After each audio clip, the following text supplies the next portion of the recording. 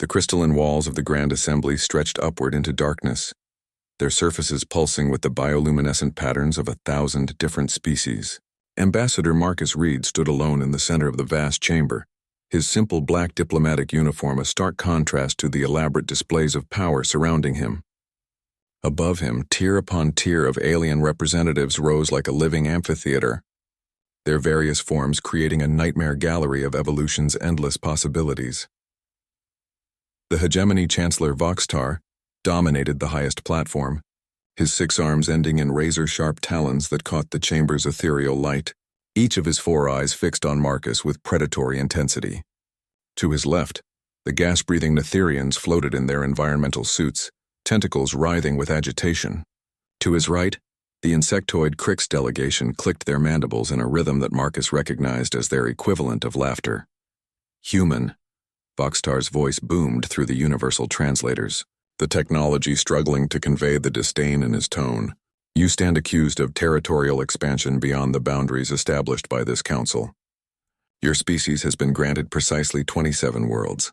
Our records show human settlements on 44. Marcus didn't flinch. Instead, he reached into his diplomatic pouch with deliberate slowness, every movement watched by thousands of alien eyes. The chamber fell silent except for the ambient hum of life support systems maintaining atmospheres for dozens of different species. Before we proceed, Marcus said, his voice carrying clearly through the vast space, I'm required by Earth Protocol 7 to present this formal declaration. He withdrew a small data crystal, its surface unremarkable compared to the exotic technology surrounding him. What you're about to witness has been recorded and transmitted to every human colony, every Earth vessel, and every diplomatic station we maintain throughout known space. He placed the crystal on the chamber floor. It activated with a soft chime, projecting a holographic image of Earth itself, blue and green and achingly beautiful against the stark backdrop of space. A voice emerged from the projection, calm and measured, speaking words that would echo through galactic history. To any force that would threaten human sovereignty, do not cross that line. The projection faded, leaving only the crystal glinting on the polished floor. The silence that followed was deafening. Voxtar's talons scraped against his platform's railing. Is this meant to be a threat, human? Your pathetic species controls fewer systems than some of our individual member worlds. We have fleets that could glass every human planet before your primitive vessels could even achieve hyperspace. Marcus smiled, and something in that expression made several alien representatives step back from their viewing platforms.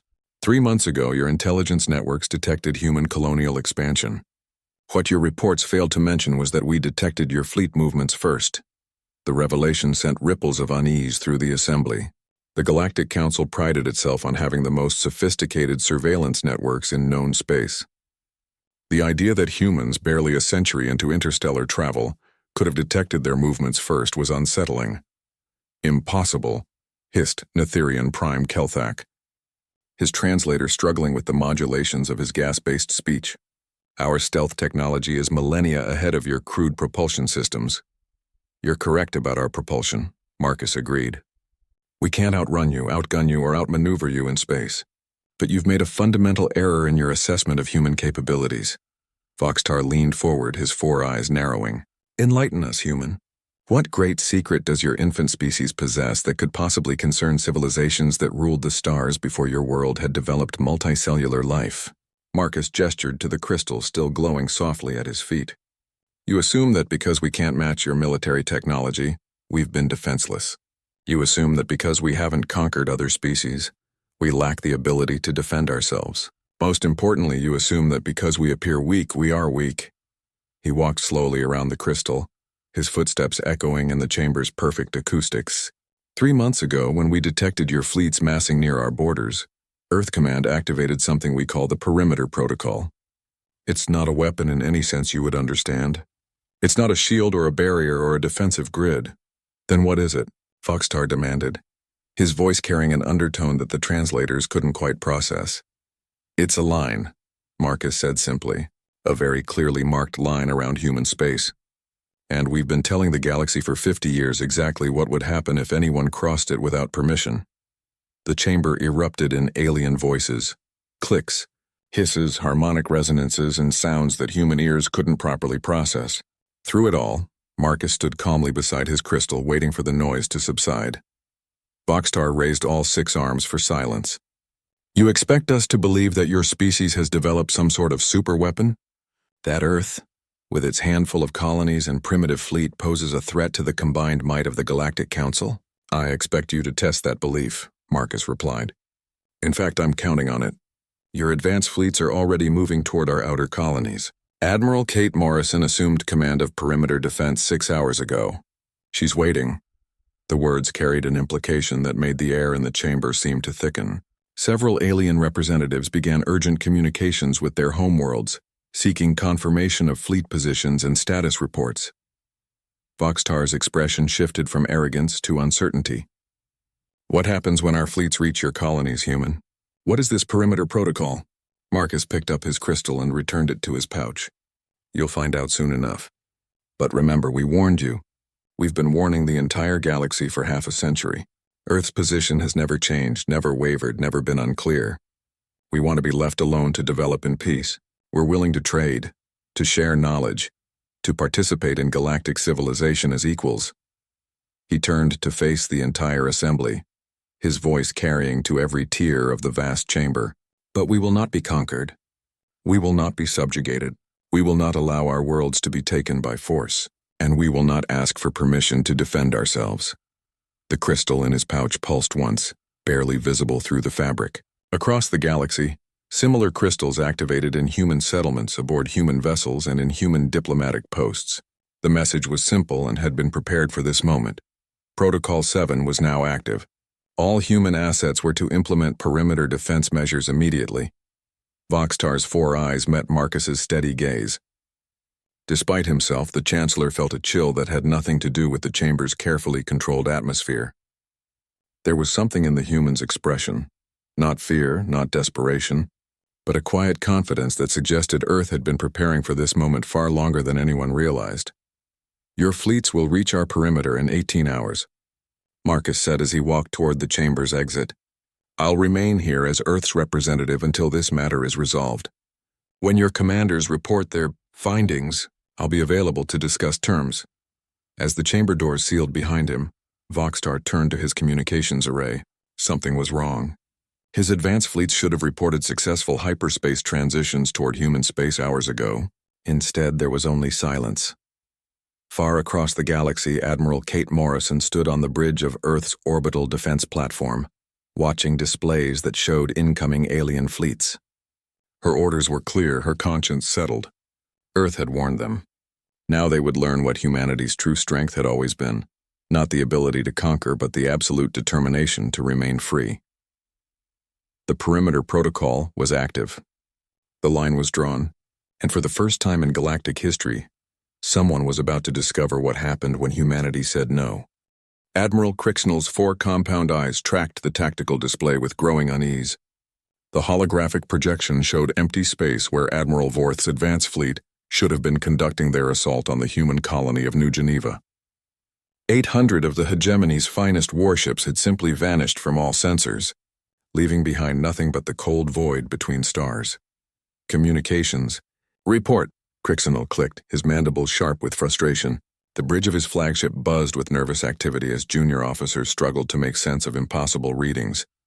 No response from Admiral Vorth's fleet, sir. All communication channels remain open, but there's no traffic from their last known coordinates.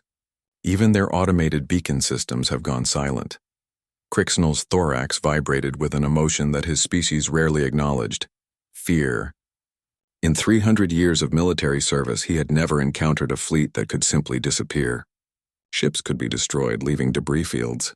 They could be captured, though no force in the galaxy possessed the capability to overwhelm 800 hegemony vessels simultaneously.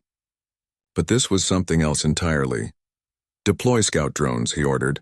Full spectrum analysis of the target zone. I want to know what happened to our ships.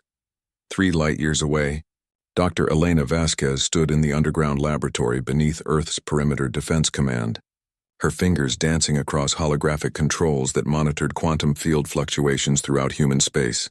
The readings were exactly what she had predicted, yet seeing them in practice still filled her with a mixture of pride and horror.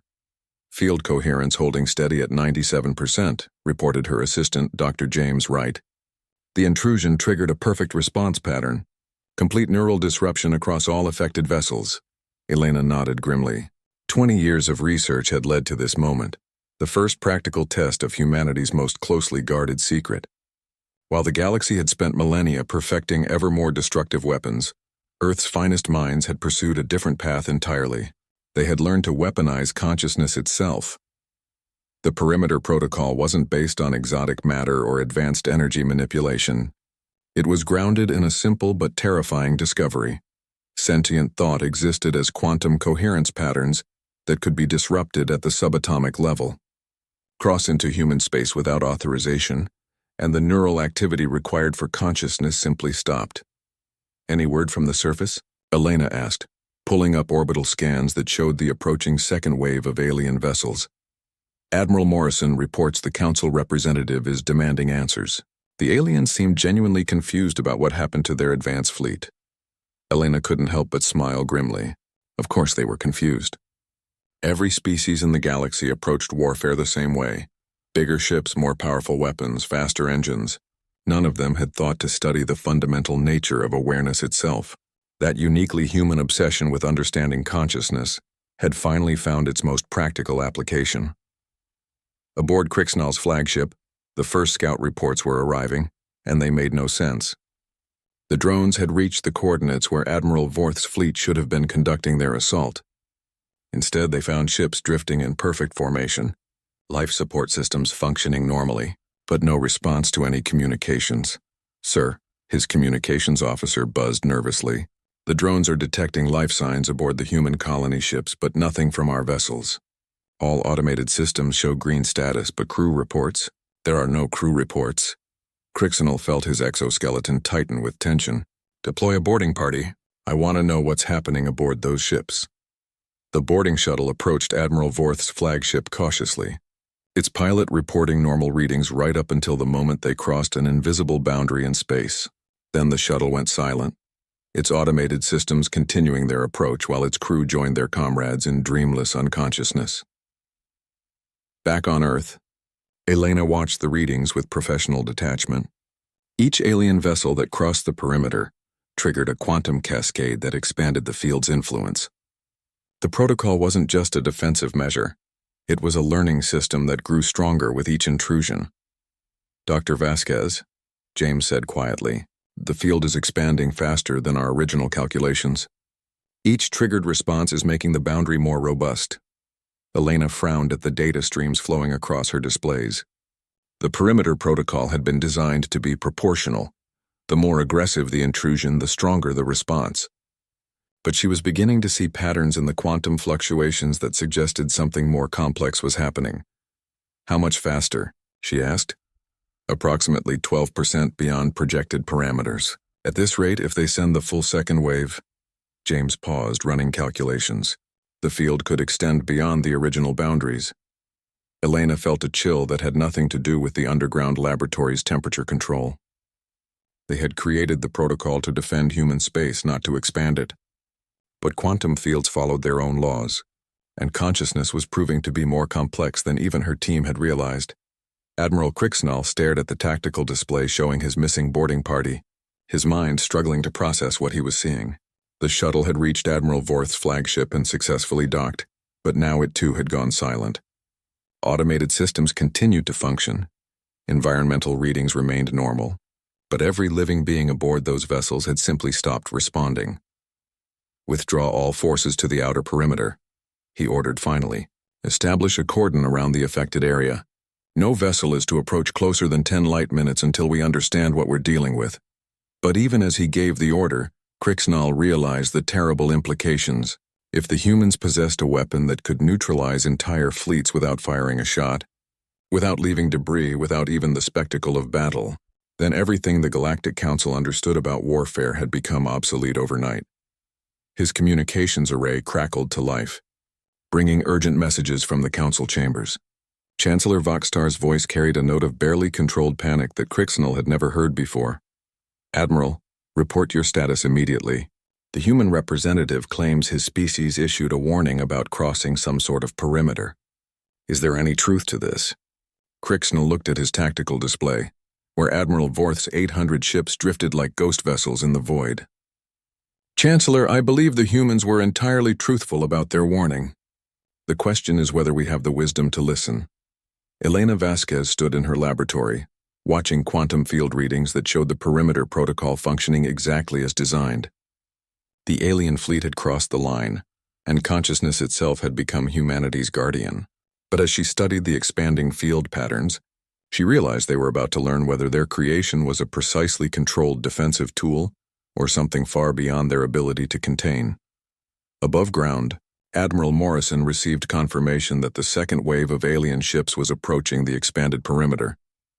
The humans had warned them once. Now the galaxy was about to discover that some lines, once drawn, enforced themselves.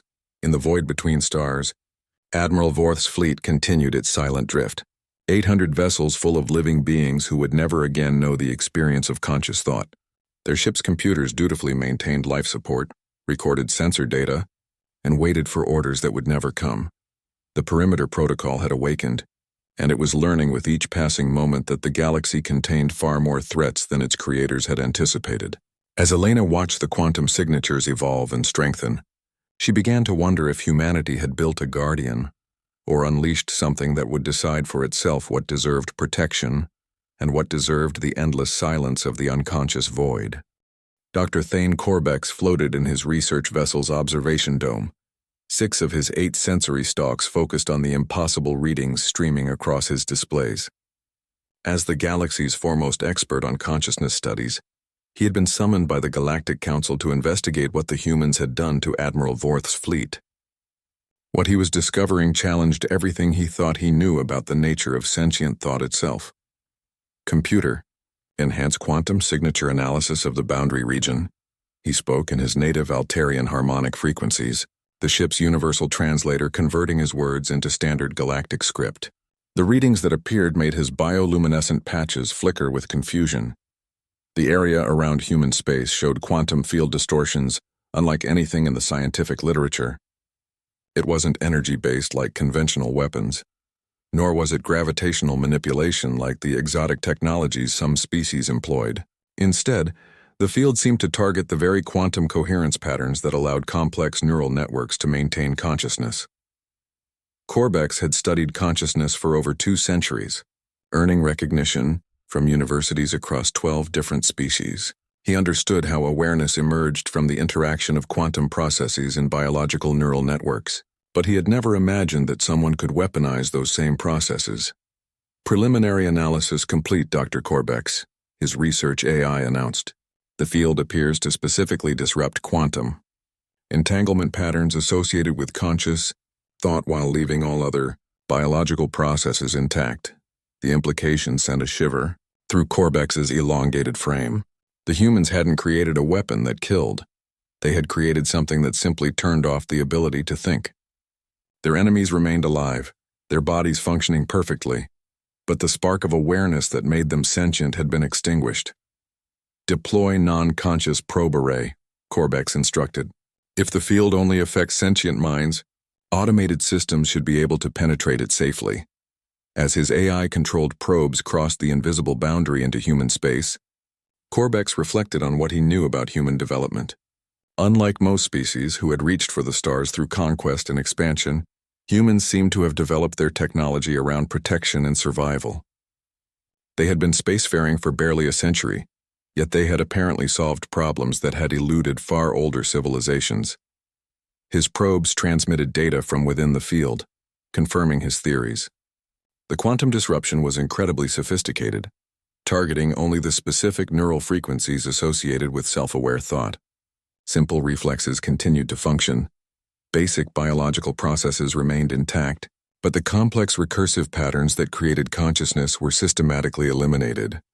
Dr. Corbex, his AI interrupted urgently.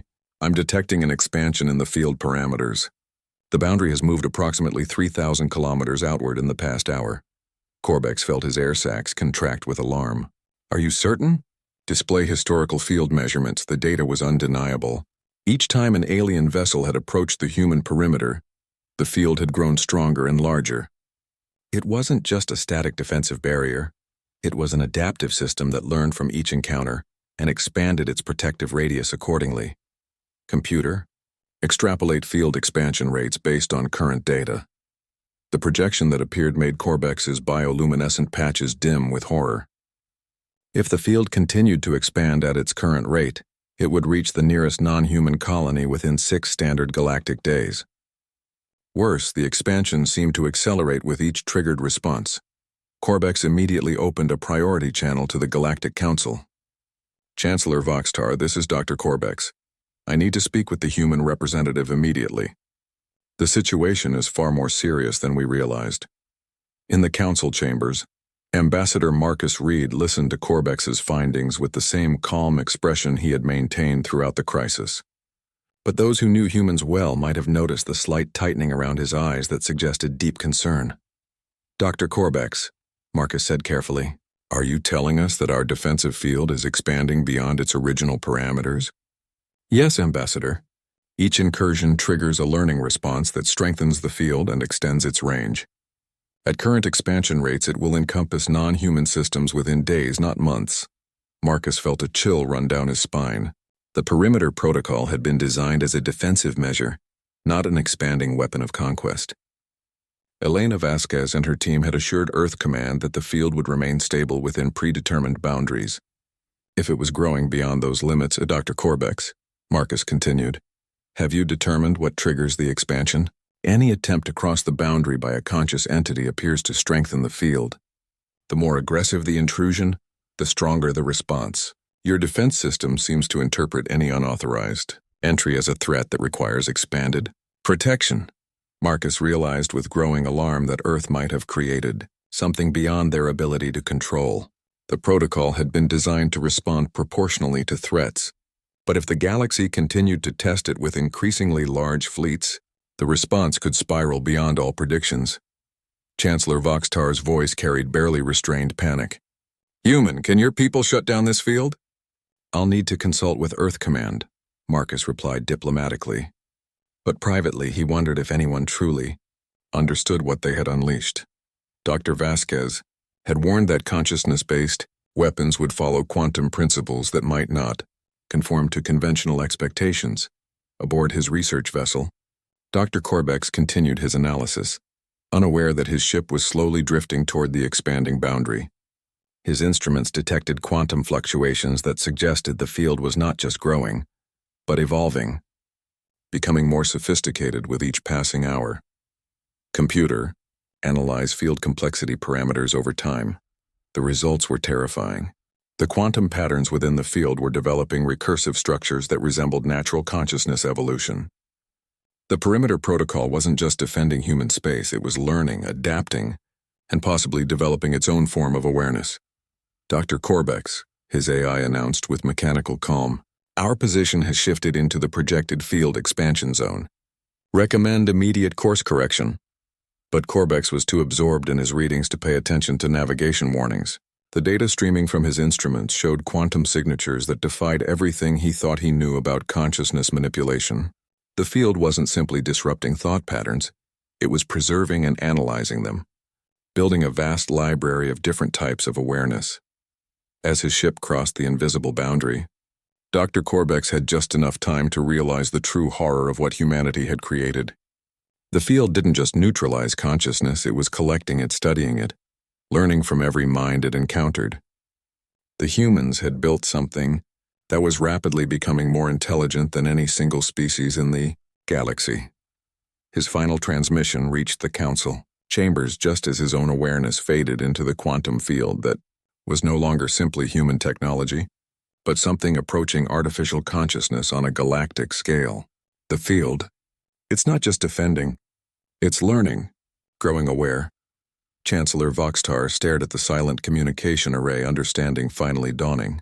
The humans hadn't just built a weapon, they had created a digital consciousness that saw the entire galaxy as something that needed protection from itself.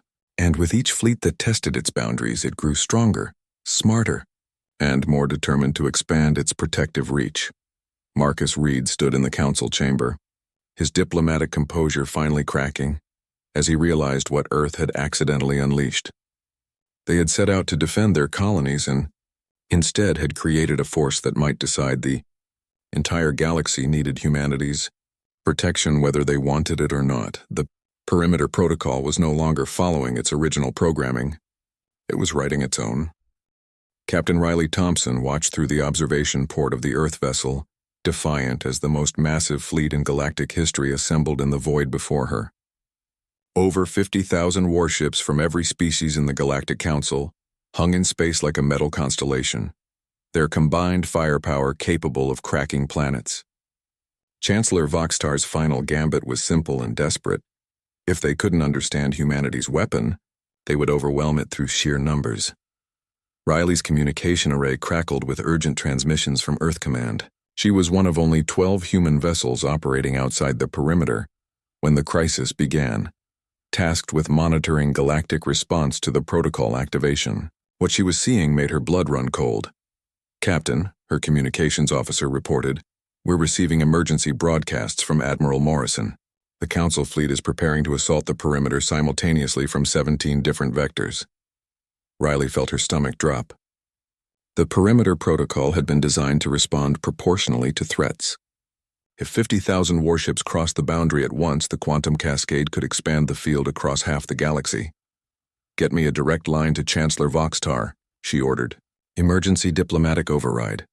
The massive alien appeared on her screen, his four eyes blazing with desperate fury. Behind him, Riley could see the controlled chaos of the Council's combined command center. Representatives from hundreds of species coordinating the largest military operation in galactic history. "Captain Thompson," Voxtar's voice carried barely controlled panic. "Your species has 6 hours to shut down this expanding field, or we will test its limits with every ship at our disposal." "Chancellor." "You don't understand," Riley said urgently.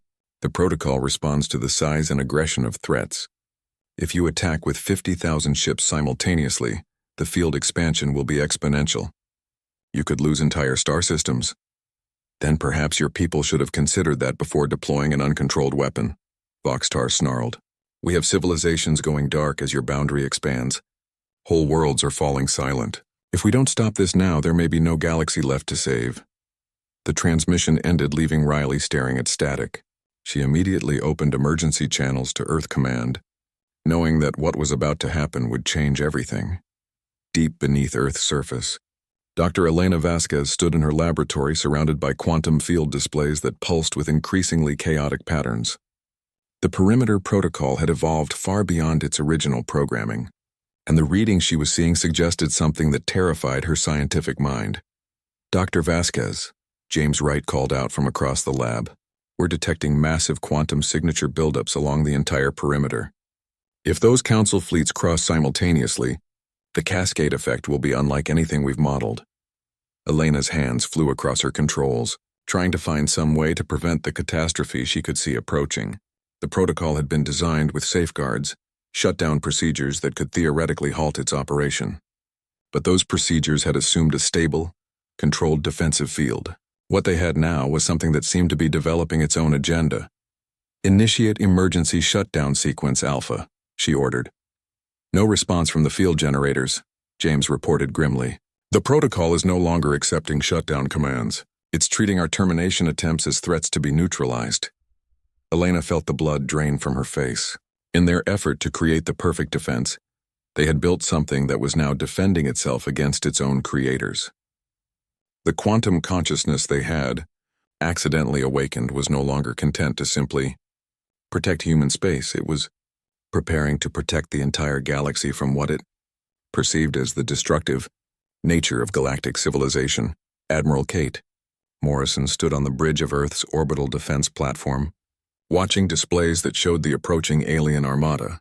Her orders were clear but impossible: protect Earth while somehow preventing a quantum cascade that could render half the galaxy unconscious. "Admiral," her tactical officer reported, "long-range sensors are showing the Council fleet moving into attack formation.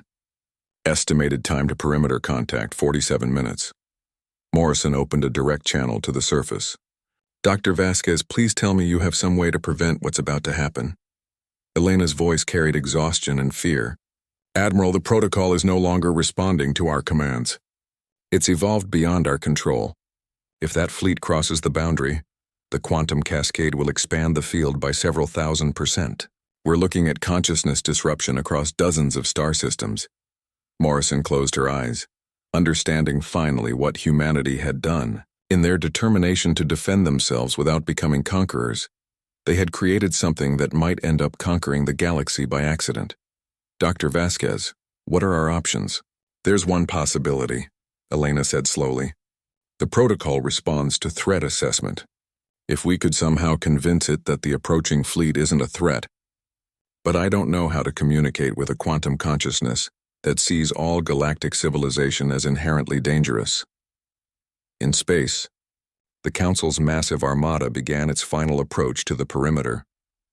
50,000 ships moved in perfect coordination, their commanders believing they were humanity's last hope to prevent galactic catastrophe. They had no way of knowing they were about to trigger the very disaster they hoped to prevent. Captain Riley Thompson watched the fleet's advance with growing horror. She had tried every diplomatic channel, sent warning after warning, but the Council was committed to their course. As the first wave of ships approached the invisible boundary, she could only watch and pray that somehow humanity would find a way to stop what they had started. The moment the lead ships crossed the perimeter, space itself seemed to convulse. The quantum field that had been steadily expanding suddenly exploded outward, growing at a rate that defied all previous calculations. Within minutes, the boundary had expanded across light years, encompassing not just the attacking fleet, but entire star systems that had nothing to do with the conflict.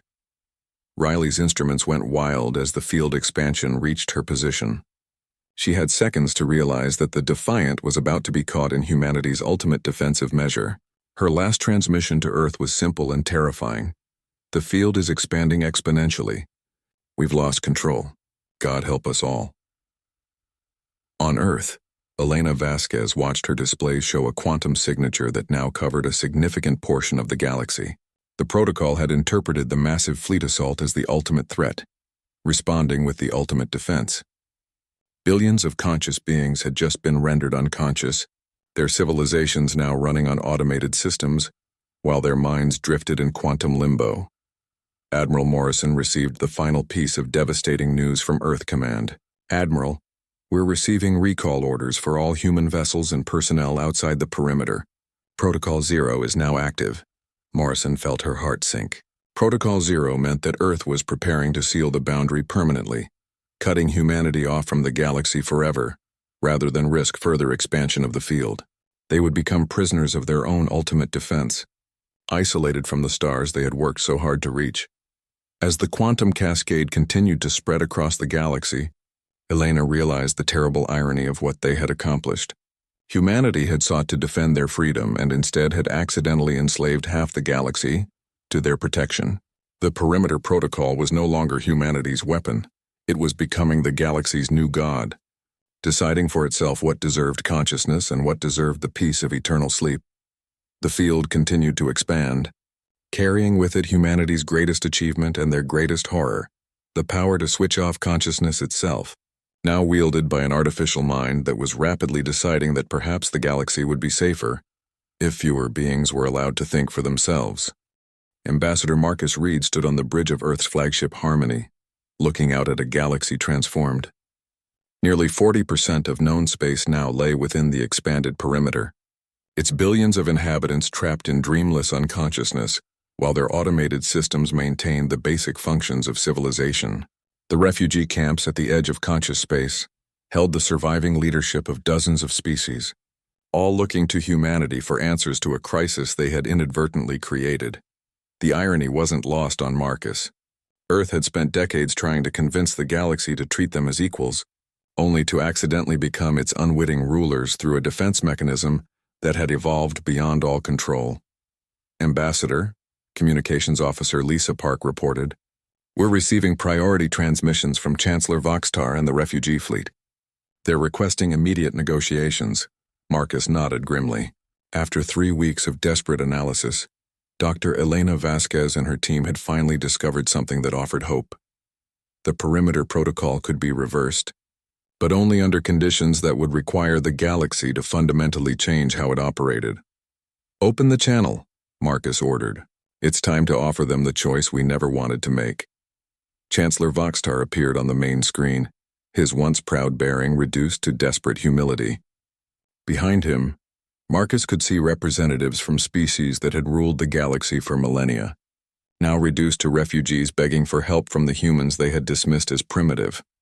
Human, Voxtar said, his voice carrying exhaustion that transcended species barriers. 37 civilizations have gone silent in the past day. The field continues to expand. Our greatest scientists tell us that at current rates the entire galaxy will be unconscious within 6 months. Please, what do you require from us? Marcus felt the weight of billions of lives pressing down on him. The easy answer would be surrender, submission, tribute from the surviving civilizations. But that wasn't what humanity had ever wanted, and more importantly, it wouldn't solve the real problem. Chancellor, Dr. Vasquez has made a discovery about the protocol's shutdown sequence. The field can be reversed, but not through any technological solution. The consciousness it has absorbed can be restored, but only if certain conditions are met. Name them, Voxtar said immediately. Marcus gestured, and his display showed a complex legal document that had taken Earth's finest diplomatic minds weeks to craft. The field will only accept shutdown commands if it detects a fundamental change in galactic civilization itself. Every species within the affected area must agree to a binding accord that restructures how we interact with each other.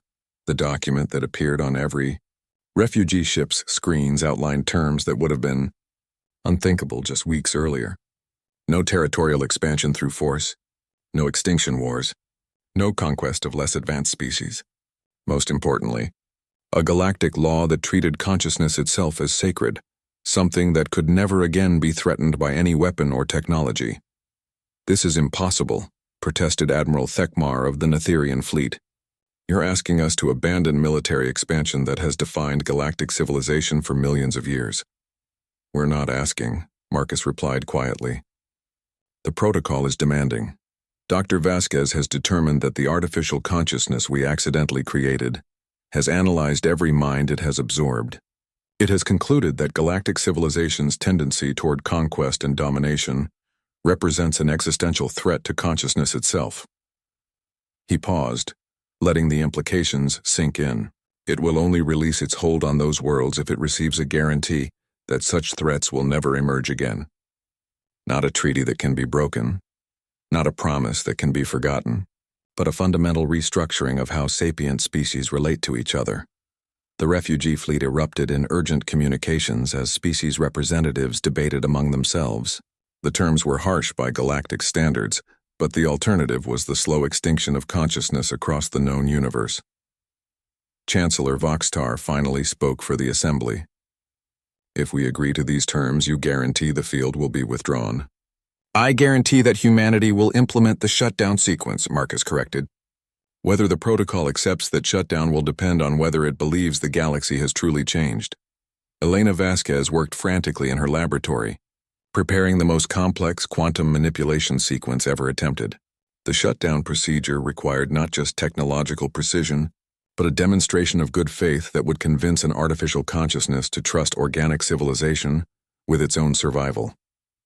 Dr. Vasquez, James Wright called out, we're receiving confirmation from the refugee fleet. All surviving species have agreed to the accords. Elena nodded, but her expression remained grim. The easy part is over. Now we have to convince a quantum consciousness that has analyzed the thought patterns of billions of beings that the galaxy is ready to change. She activated the shutdown sequence, sending carefully crafted quantum signals into the field.